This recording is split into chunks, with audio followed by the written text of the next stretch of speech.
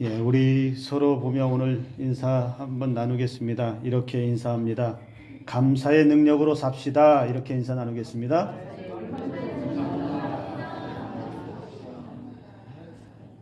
여러분, 신앙인들은, 그리스도인들은 여러 가지 능력을 가지고 살지만 그 중에 빼지 말아야 할 능력 중에 하나는 감사의 능력입니다. 감사가 무슨 능력이 있을까? 아니요. 감사를 해보면 그것이 얼마나 큰 힘이 되고 능력이 되는지 경험하게 될 것입니다. 오늘 이 자리에 계신 모든 분들이 삶에서 감사의 능력으로 살아갈 수 있기를 주님의 이름으로 축복합니다. 지금부터 약 400여 년 전 1620년에 청교도들이 신앙의 자유를 찾아서 떠납니다. 그리고 마침내 신대륙을 발견하고 그 신대륙에 도착해서 그곳에서 정착해서 땅을 일구고 농사를 짓고 그렇게 살아갑니다. 그리고 그들이 그 땅에서 하나님께 감사의 예배를 드린 그 전통이 오늘날 여기까지 온 추수감사절의 유래입니다. 우리와는 문화가 다르다라고 하지만 여러분, 한 해 동안의 삶을 돌아보면서 하나님께서 행하신 일이 얼마나 많은지, 내 인생에 내가 살아온 삶의 자리에서 하나님이 베푸신 은혜가 얼마나 큰지를 기억하고 감사할 수 있다라고 하는 것은 여러분 복 중에 복인 줄로 믿으시기를 바랍니다. 최악의 상황에서도 그렇게 최고의 감사를 드렸던 청교도들의 여러분 7가지 감사가 있습니다. 이것을 먼저 여러분들과 함께 나누었으면 좋겠습니다. 청교도들이 드렸던 7가지 감사. 첫 번째는 180톤 밖에 안 되는 작은 배지만 그 배라도 주심을 감사. 두 번째, 평균 시속 2마일로 항해했으나 117일간 계속 전진할 수 있었음을 감사. 세 번째, 항해 중 2사람이 죽었으나 한 아이가 태어났음을 감사. 네 번째, 폭풍으로 큰 돛이 부러졌으나 파손되지 않았음을 감사. 다섯 번째, 여자들 몇 명이 심한 파도 속에서 휩쓸렸지만 모두 구출됨을 감사.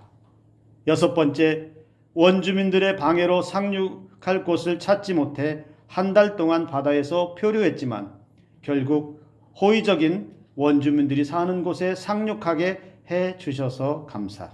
마지막 7번째는 고통스러운 3개월 반의 항해 도중 단 한 명도 돌아가자는 사람이 나오지 않았음을 감사. 여러분들이 그 배에 타고 있었던 한 사람이었다면 어떻게 하겠습니까? 하나님께서 그들의 신앙의 자유를 찾아 떠나는 여정 가운데 낯선 땅, 신대륙이긴 하지만 낯선 땅에 그렇게 정착해서 살아가는 그 모든 과정 속에서 하나님이 행하신 것을 기억하고 깨달았다면 여러분들이 할 수 있는 것은 무엇이겠습니까? 어쩌면 청교도들이 그렇게 감사한 것처럼 여러분들도 감사하지 않을까요? 그런 관점에서 생각하면 우리 또한 63년 전에 이 땅을 생각한다면 여러분 얼마나 감사거리가 많습니까? 청교도들이 누렸던 그 감격, 하나님께서 그 땅에서 살게 하셨던 것처럼 우리 마을이, 교회가 이 땅에서 살아오는 그 63년의 역사를 쓸 수 있게 하신 걸 돌아보면 하나하나 세세하게 다 따져보면 남는 건 뭐만 남습니까? 감사 외에는 남는 게 없을 줄로 압니다. 오늘 그러한 감사를 여러분 마음속에 다시 한번 새겨지는 시간이 되기를 간절히 원합니다. 그렇게 우리의 일상의 삶에서 여러분 하루의 시작도 감사로 시작하고 하루의 끝도 감사로 끝낼 수 있다라면 그보다 복된 삶은 아마도 없을 것입니다. 살다 보면 여러분 하루 24시간 놓고만 봐도 감사가 아니라 원망스러운 일들도 있고 불평스러운 일도 있고 마음에 안 드는 일도 얼마나 많이 일어납니까? 수많은 사람들을 만나고 수많은 일들을 겪고 수많은 말들을 쏟아내지만 그 속에서 내 마음에 원치 않는 일들도 얼마나 많이 일어납니까? 그런데 그런 속에서 우리가 매일매일 감사할 수 있다라고 하는 것, 여러분 그것은 세상 사람들이 누리지 못하는 특별한 복인 것을 기억할 수 있기를 주님의 이름으로 축복합니다. 반대로 말하면 감사가 없다는 말은 그 사람 삶이 팍팍하고 메마르고, 감사가 없다는 말은 무엇이 복인지, 무엇이 은혜인지, 무엇이 좋은 삶인지 미처 다 누려보지 못하고 있다는 말이기도 합니다. 하나님의 선하심과 인자하심을 기억하고 베풀어 주신 은혜와 사랑에 감사할 수 있어야 우리의 삶에서 펼쳐지는 모든 일들 속에서도 얼마든지 감사할 수 있다라는 것을 여러분 잊지 마시길 바랍니다. 하나님의 은혜를 그렇게 기억하는 사람들에게는 그래서 여러분 감사는 당연한 것입니다. 근데 우리가 기억해야 할 또 하나는 것은 무엇일까요? 하나님이 우리에게 주시는, 그러니까 우리가 매일같이 보이던 안 보이던 느껴지던 안 느껴지던 하나님으로부터 받는 은혜와 사랑은 당연한 것이 없습니다. 하나님의 은혜는 당연하지 않아요. 값없이 거저 주시는 거예요. 당연하게 받는 은혜는 우리는 없습니다. 우리가 그것을 기억해야 하지만, 그러나 하나님 앞에 드릴 수 있는 감사는 당연한 것이 되어야 합니다. 왜냐하면 여러분, 우리가 받고 살아가는 은혜와 사랑은 세상 어디에서도 받을 수가 없는 값없는 은혜가 그 안에 있기 때문에 그렇습니다. 사람들이 줄 수 없고 세상에서는 얻을 수 없는 하나님만이 우리에게 주신 그 구원의 은혜, 어떻게 세상에서 얻을 수 있지요? 하나님으로부터 받는 그 은혜가 여러분, 만약에 우리의 노력에 의해서 내가 열심히 땀 흘려 수고했기 때문에 그 수고의 대가로 우리에게 주시는 은혜라고 하면, 나의 삶에서 희생을 통해서 그 희생의 값으로 하나님이 내게 은혜를 주시고 사랑을 주시고 삶의 평안을 주시는 것이라고 하면, 여러분, 그렇다면 우리가 사실 엄밀하게 얘기하면 감사할 이유가 없습니다. 왜요? 내가 희생했으니까. 내가 대가를 지불했으니까. 내가 그 받을 만큼의 헌신이 있었고 희생이 있었으니까 당연한 거지. 그러나 우리가 한 것이 없는데, 우리가 받을 만한 조건이 없는데, 당연하게 받을 만한 것이 없는데 하나님은 매일매일 우리의 삶에 은혜를 주십니다. 매일매일 우리에게 사랑을 베풀어 주십니다. 매일매일 우리에게 하나님의 말씀의 은혜를 통해서 먹이시고 입히시고 살게 하시고 누리게 하시는 은혜를 펼쳐주십니다. 그 은혜 앞에 내가 한 일이 없습니다. 그러면 우리는 하나님의 그 은혜와 사랑을 생각하면 감사의 고백은 당연하게 나올 수밖에 없다는 것입니다. 오늘도 눈을 뜨게 해 주시니 감사하고, 이 거룩한 주일에 성전에 두 발로 올라올 수 있는 은혜를 주시니 감사하고, 이 예배 가운데 시간마다 순서마다 하나님의 은혜를 느끼게 하시고 듣게 하시고 부르게 하시고 간구하게 하시니 감사. 하고 싶어도 못하는 사람이 많고, 필요성을 느껴도 그 필요성을 얻지 못하는 사람이 많고, 이것이 하나님의 은혜입니다라고 해도 그것을 은혜로 받아들이지는 못하는 사람이 많은데, 오늘 여기 있는 저와 여러분들은 어떻습니까? 하나님의 은혜인 걸 기억하고 이 자리까지 오지 않았습니까? 하나님이 주신 생명의 은혜를 가지고 누리면서 살다가 여기까지 왔다고 고백하지 않습니까? 그리고 우리가 기도한 대로 하나님은 때마다 일마다 먹이시고 입히시는 은혜를 주셨고, 풍족하게 넘치게, 그렇게는 안 되어도 부족함이 없는 인생들로 살게 하셨고, 사랑하는 자녀들을 돌아보니 그들도 하나님이 먹이시고 입히시는 은혜를 바라보니 또 감사. 내가 수고하지 않아도, 내가 노력하지 않아도, 내가 열심을 다하지 않아도, 그렇다고 해서 열심히 살지 말라는 이야기는 아니니까, 하나님은 내게 필요한 은혜를 그때그때 주시더라. 그러니 그 은혜를 값없이 누리고 살아가는 저와 여러분들이 하나님 앞에 드릴 수 있는 것은 이 감사의 고백이 최고인 줄로 믿으시길 바랍니다. 시편 107편의 말씀은 여러분, 바벨론에서 돌아온 이스라엘 백성들이 하나님 앞에 드리는 감사의 시로, 감사의 고백으로, 감사의 찬송으로 이루어져 있습니다. 그래서 이 백성들이 그 많은 고통의 시간들을 보내고 돌아왔을 때에 여러분 그 감격이 얼마나 크겠습니까? 마치 우리나라가 일제강점기에서 해방되어서 독립을 이루고 이제 자유를 마음껏 누릴 수 있는 세상이 되었을 때 대한민국이 독립되었다라는 그 소식이 대한민국 전역에 울려 퍼질 때의 그 감격 경험해 보신 분들은 아시잖아요. 이스라엘 백성들도 바벨론 포로기에서 돌아왔을 때에 얼마나 감격했을까요? 얼마나 기뻤을까요? 하나님이 말씀하신 그대로 이루어 주신 것을 보니 그 은혜 앞에 감사의 찬송을 드려도 부족함이 없다라는 것을 그들은 실감했을 것입니다. 그렇게 고백되어지고 그렇게 찬송하는 그 시편의 말씀이 이 107편의 말씀이라는 겁니다. 그러면서 여러분 이 이스라엘 백성들이 이 감사의 찬송의 고백을 오늘 저와 여러분들이 가슴에 다시 한번 담고서 나는 무엇을 감사할 것이고 나는 어떤 감사의 삶을 살 것인지를 돌아보는 시간이 되기를 주님의 이름으로 축복합니다. 이스라엘 백성들은 오늘 말씀해 보니 여러분 1, 2, 3절에 보면 이스라엘 백성들이 감사하는 것은 그들을 선택하시고 속량하시고 대적들의 손에서 구원하신 것에 대해서 먼저 감사하고 있습니다. 속량, 값 없이, 즉 값을 대신 치르시는 은혜, 그리고 사방에 흩어졌던 그 백성들을 동서남북에서 그들을 모으셨던 은혜, 그래서 그 이스라엘 공동체에 기쁨을 주신, 감격을 주신 그 은혜에 감사가 넘쳐나고 있다는 것입니다. 우리가 이스라엘 역사를 잘 알지요. 이스라엘이 바벨론 포로기 이전의 역사들 다 알고 있습니다. 어떤 일들을 겪었습니까? 그들이 출애굽할 때의 그 역사부터 다시 한번 되돌아보면 그들은 사실은 노예로 버림받은 민족처럼 살았습니다. 큰 민족을 이루었다고 하지만 그들의 신분은 노예였습니다. 애굽의 바로를 섬겨야 하는 사람들이었습니다. 죄의 종으로 살았다는 이야기입니다. 애굽을 섬기면서 종로로 타다가 그들은 출애굽이라고 하는 이스라엘 역사의 전무후무한 유월절 어린 양의 피로 구원받은 백성이 되었습니다.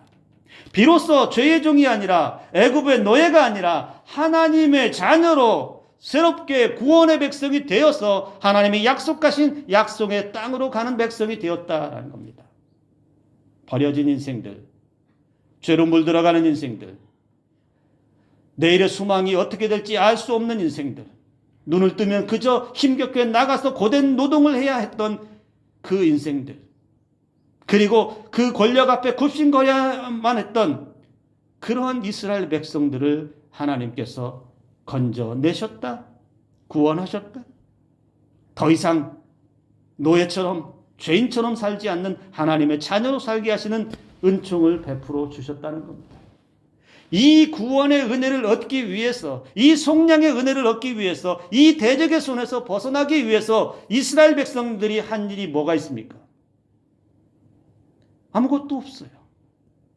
아무것도 없어요. 하나님의 말씀에 따라 움직인 것밖에 없습니다. 전적인 하나님의 구원하심의 은혜를 받았다는 것입니다. 이 구원이라고 하는 것은 여러분 단순한 위로의 차원이 아닙니다. 저와 여러분들에게도 마찬가지인데 구원이라고 하는 것, 죄와 사망 권세를 이긴 것입니다. 영원한 생명을 얻은 것입니다. 이 땅에서 죄의 자녀로 죽어질 인생들로 떨어진 것이 아니고 우리의 짊어진 그 죄로 인해서 망하는 인생이 아니라 예수 그리스도의 십자가의 은혜로 구원을 얻고 용서함을 받고 십자가의 그 죽으심이 있었지만 부활의 은혜를 얻고 우리도 마침내 그 부활의 몸을 입게 될, 그리고 우리를 위해 예비하신 영원한 하나님 나라에서 살게 하는 그 구원을 받았다라는 것입니다. 이스라엘 백성이나 오늘 저와 여러분들이나 이 구원을, 이 속량을 이루기 위해서, 하나님의 자녀가 되기 위해서, 하나님 나라에 가기까지 우리가 한 일이 뭐가 있습니까? 아무것도 없어요. 단지 한 것이 하나 있다면 우리가 믿은 것 하나밖에는 없습니다. 그러나 그 믿음에도 하나님은 구원을 베푸셨고 우리에게 매일같이 하나님의 자녀로 살아가는 삶의 자리에서 은혜와 사랑을 베풀어 주셨다는 겁니다. 여러분, 유치한 질문이지만 한번 여러분 물어볼까요? 여러분 구원 받으셨어요? 꼭 이런 질문은 어린 아이들에게만 하는 것 같지만 여러분 가끔 한 번씩 질문을 던지면 대답을 못할 때가 있는데 너무 유치해서 황당해서 못할 수도 있고 어떤 분들은 내가 구원을 받았는지 못 받았는지 긴가 민가 믿으면 받는다고 했는데 내가 구원 받은 믿음인지 아닌지 헷갈리는 분이 있는데 여러분 다시 한번 물어볼까요? 여러분 구원 받으셨습니까? 다 구원받아 하나님의 자녀가 된 줄로 믿습니다. 그런데 여러분이 받은 그 구원 돈 주고 구원 받으신 분이 없습니다. 그 구원을 돈으로 산 분이 없습니다. 여러분들이 땀 흘려 노력해서 수십 년 동안 노력해서 구원받은 사람도 없습니다. 세상에서 선행이나 공로를 쌓아서 그렇게 인정받아서 그 대가로 구원받은 사람도 없습니다. 앞서 말씀드렸던 것처럼 우리의 구원은 오직 예수 그리스도의 십자가의 죽으심과 부활하심을 믿음으로 얻은 구원입니다. 이걸 누가 줄 수 있습니까? 그러니 여러분 다시 한번 우리의 구원받은 것을 이스라엘 백성들처럼 그들을 속량하셨던 그 하나님 앞에 감사의 찬송을 드렸던 것처럼 오늘 저와 여러분들도 하나님의 구원하심에 예수 그리스도의 구원하심 앞에 우리도 감사의 고백을 드릴 수밖에 없다는 겁니다. 그래서 우리의 구원 앞에 우리의 구원받음에 대해서 감사의 고백을 드리는 것이 여러분의 신앙의 능력이 되는 줄로 믿으시길 바랍니다. 이 구원에 감사 없이 그저 그렇게 왔다 갔다 하는 사람들이 상당히 많다는 거예요. 긴가민가한 신앙, 확신 없는 신앙, 그래서 그 구원받음에 대한 감사도 누리지 못하는, 감사의 고백도 온전히 드리지 못하는 그저 무기력한 신앙들이 많은데 우리 교회에는 그런 사람이 단 한 사람도 없다는 사실에 저는 오히려 또 이 시간에 감사를 드립니다. 그리고 이스라엘 백성들이 또 무엇을 감사를 하고 있습니까? 이스라엘 백성들은 자신들의 광야 여정을 회상하고 있습니다. 지난날의 광야 역사, 그들이 삶을 돌아보니까 여러분 4절 5절의 말씀에서 분명히 고백합니다. 광야 사막길에서 방황하며 거주할 성읍을 찾지 못했던 그때에 줄이고 목이 말라 그들의 영혼이 그들 안에서 피곤했을 때에 괴로웠을 때에 고통이 있을 때에 언제 끝날지 모르는 광야 여정 한가운데 있을 그때에 하나님이 그들에게 은혜를 베푸신 것을 기억하고 있습니다. 출애굽의 구원을 받아서 하나님의 자녀된 백성으로 그 애굽 땅을 나왔지만 사실 하나님의 백성이 되었지만 구원받은 자녀가 되었지만 그들의 삶의 자리는 광야였습니다. 아무것도 기대할 수 없는 광야로 나왔습니다. 하나님의 자녀가 광야에 아무것도 기대할 수 없는 죽음의 땅이라고 하는 그 광야에 나왔는데 여러분 거기에서 무슨 감사를 할 수 있겠습니까? 혹독한 시련이 기다리고 있습니다. 눈만 뜨면 여기를 어떻게 건너갈까? 오늘은 어떤 위험이 있을까? 오늘은 무엇을 먹을까? 오늘은 또 어떤 장애물을 만날까?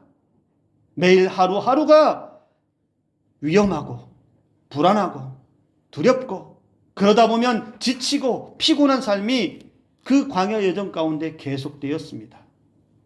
그 광야 여정 속에서 하나님께서 이스라엘 백성들을 돌보셨음을 기억하고 있습니다. 먹이셨음을 기억하고 있습니다. 지켜주셨음을 기억하고 있습니다. 지난날 광야 여정을 보니 그 또한 감사. 지난날의 삶을 돌이켜보니 그 광야 죽음의 땅 한가운데 있을 때에도 지켜주신 그 은혜 감사합니다. 그 두려운 현실 속에서 앞을 내다볼 수 없는 캄캄한 그들의 앞날 속에서도 그들은 광야 여정에서 멸망하지 않았습니다. 그 백성들은 광야에서 멸절되지 않았습니다. 하나님이 약속한 약속의 땅에까지 정착하는 그 은혜까지 받았다라는 것이죠.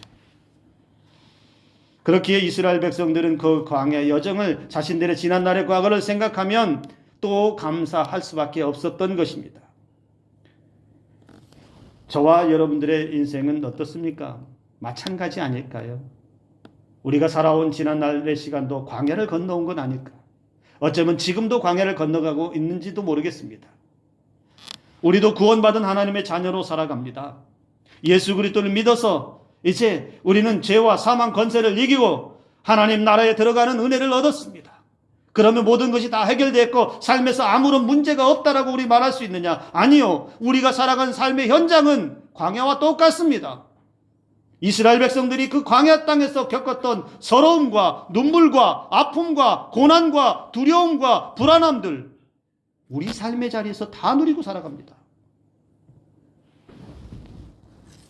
우리의 삶이 언제나 탄탄대로의 길을 가지는 않습니다.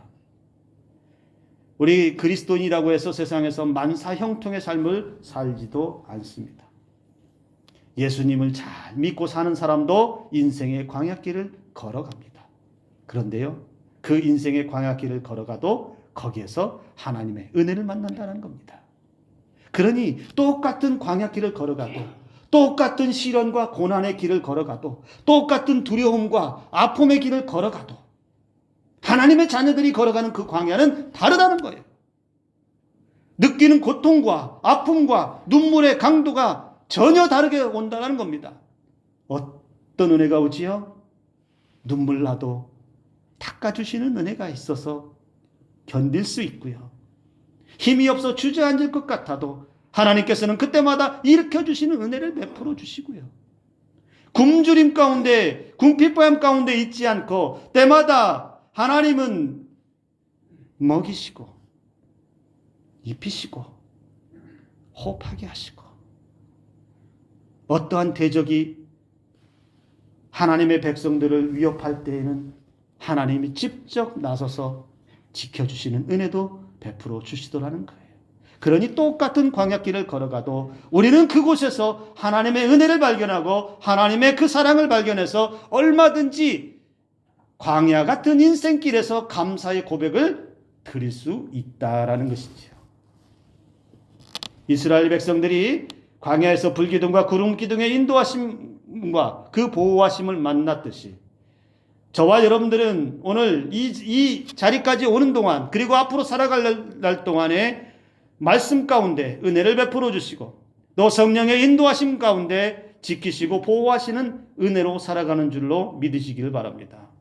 그렇기에 우리의 지금 현재의 삶의 길이 광야라 하더라도 우리도 얼마든지 그 광야 속에서 감사의 고백으로 살 수 있습니다. 이게 능력이 된다라는 겁니다. 그 광야길에서 감사할 수 있다라고 하는 것은 여러분, 우리가 버텨낼 능력이 있다는 거예요. 하나님 앞에 감사하면서 살아가니까 모든 어려움들을, 모든 고통들을 견뎌낼 수 있는 능력이 그 감사로부터 나온다는 사실을 여러분 잊지 마시기를 바랍니다. 그렇기에 여러분, 내 힘으로 여기까지 왔다고 자신 있게 말하지 말아야 돼요. 내가 여기까지 오는데 내 능력으로 왔습니다. 내가 열심히 살아서 여기까지 왔습니다라고 그렇게 말하는 게 아니라, 나도 열심히 살았지만, 최선을 다해서 살아왔지만 거기에 하나님의 은혜가 있었습니다. 나를 열심히 살게 하시는 은혜가 있었고요, 나를 견뎌내게 하시는 은혜가 있었고요, 나를 살게 하시는 그 소망의 은혜가 있었기에 나는 오늘 여기까지 왔습니다. 비록 내 삶이 광야와도 같은 그런 삶의 한가운데를 걸어왔을지라도 돌아보니 내 인생 광야길에 남은 것은 감사입니다. 이런 고백이 저와 여러분들에게 고백이 될 수 있기를 주님의 이름으로 축복합니다. 또 이스라엘 백성들의 감사는 여러분 6절의 말씀에 이렇게 고백을 합니다. 근심 중에 여호와께 부르짖음에 그들의 고통에서 건지셨다, 이렇게 고백합니다. 또 바른 길로 인도하시고 거주할 성읍에 이르게 하셨다라고 7절에서도 고백하고 있습니다. 여러분, 광야 여정이 힘들다라고 말씀드렸습니다. 이스라엘 백성들이 그 힘들 때, 고난을 맞을 때, 어려움을 맞을 때, 그들이 부르짖을 때 하나님이 어떻게 반응하셨느냐?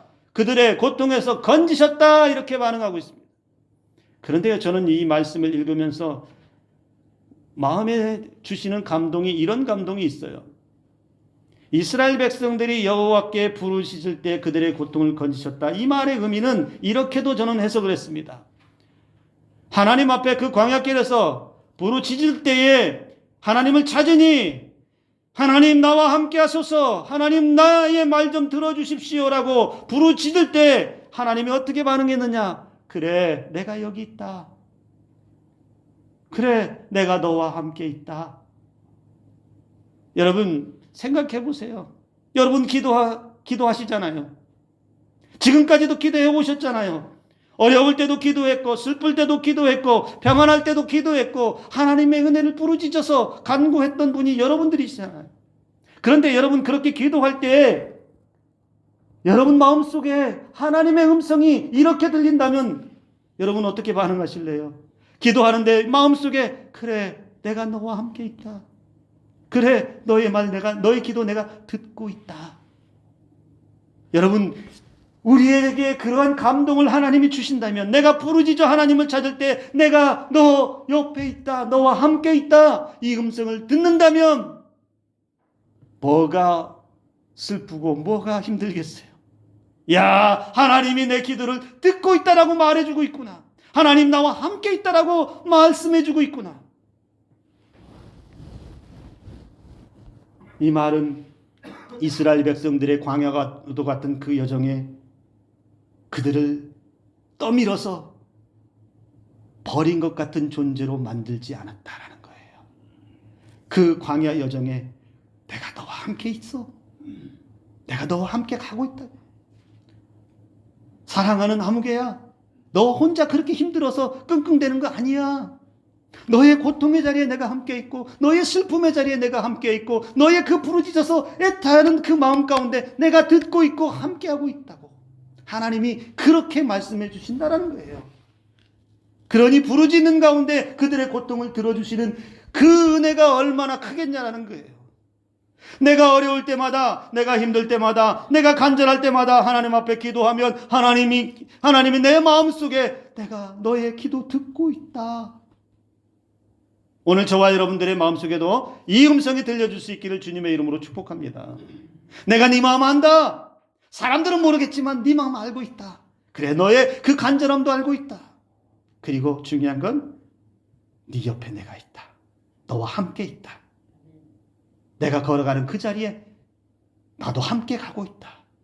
이런 은혜가 저와 여러분들의 매일의 삶에 펼쳐질 수 있기를 주님의 이름으로 축복합니다. 하나님은 광야 같은 세상에 우리를 떠밀어 넣지 않았습니다. 함께 가셨습니다. 그리고 지금도 함께 걸어가고 계시고 우리가 하나님 나라에 이를 때까지 동행하시는 줄로 믿습니다. 세상에 이렇게 부르짖음 앞에 응답해 주시는 신은 하나님 한 분밖에 없습니다. 우리가 부르짖어 기도할 때에 화답해 주시고 우리의 마음속에 감동을 주시고 우리의 문제를 해결해 주시고 우리에게 다시 일어날 힘을 주실 수 있는 능력을 가지신 분이 하나님밖에 없다는 사실이에요. 세상 사람들도 기도해요. 각자 자기 소원에 따라서 기도합니다. 그런데 여러분, 저 산속의 나무 앞에서 기도한다고 해서 그 나무가 소원 들어주지 않습니다. 강가에 가서 그 강을 바라보며 엎드려 기도한다고 그 강이 소원 들어주지 않아요. 만들어놓은 우상 앞에서 복을 빈다고 해서 그 깎아놓은 우상이 내가 너와 함께 있다 이렇게 말하지 않아요. 누구만 살아계신 하나님만이 그렇게 말씀하실 수 있다는 거예요. 살아계신 하나님만이 우리에게 그런 감동을 주실 수 있다는 거예요. 살아계신 하나님만이 우리의 부르짖음에 응답하실 수 있다는 거예요. 그러니 여러분은 비록 광야와도 같은 그런 삶을 살아갈지라도 내가 부르짖어 기도하면 응답하시는 그 하나님께 어찌 감사 안 할 수 있겠습니까? 오늘도 우리의 마음의 소원에 듣고 계시는 그 하나님의 은혜를 기억하며 저와 여러분들도 감사의 고백을 드리시기를 주님의 이름으로 축복합니다. 그래서 오늘 본문의 시인은 8절의 말씀을 보면 감사와 찬송을 멈추지 않는다라는 고백도 함께 하고 있습니다. 여호와의 인자하심과 인생에게 행하신 기적으로 말미암아 하나님을 찬송한다라고 고백하는데, 이 고백은 하나님의 은혜에 대해서 감사와 찬송을 멈추지 않겠습니다. 계속 찬양하겠습니다. 계속 감사하겠습니다. 쉬지 않고 감사하겠습니다라고 하는 고백의 의미가 이 안에 담겨 있다는 거예요. 지금 이 순간만 감사한 게 아니에요. 지금 무언가 이루었기 때문에 감사한 게 아니라 과거의 일도 감사하지만 현재도 감사하고 미래에도 이루어질 일들이 얼마나 많은지 감사가 앞으로도 대기하고 있어요. 내일의 감사, 모레의 감사, 한 달 후의 감사, 1년 후의 감사, 10년 후의 감사가 계속해서 줄지어서 나를 향해서 오고 있어요. 감사의 제목들이. 생명이 다하는 날까지 감사를 멈추지 않겠다라고 하는 이 고백이 여러분들의 믿음의 고백이 될 수 있기를 주님의 이름으로 축복합니다. 그런데요, 감사가 멈추면 우리의 삶은 어떻게 될까요? 구원하시고 속량하신 은혜의 감사가 멈추고, 광야와도 같은 그 인생길의 고단한 삶의 자리에서 감사가 멈추고, 부르짖어 기도하는데도 응답하시는 그 은혜의 감사가 멈추면 우리의 삶은 어떻게 될까요? 이스라엘 백성들의 역사를 보면 감사가 멈출 때 어떤 일이 일어난지를 금방 알 수 있습니다. 이스라엘 백성들의 감사가 멈추는 순간 그들에게 죄가 들어왔습니다. 이스라엘 백성들이 감사가 멈출 때 원망과 불평이 그들의 마음을 지배했습니다. 원망과 불평이 공동체를 완전히 덮었습니다. 감사가 멈추니까 삶의 고통이 느껴졌습니다. 감사가 멈추니까 불안해졌어요. 감사가 멈추니까 두려워졌습니다. 감사가 멈추니까 다른 것에 한눈 팔았어요. 감사가 멈추니까 다른 우상을 찾아 헤매다가 하나님을 버렸습니다.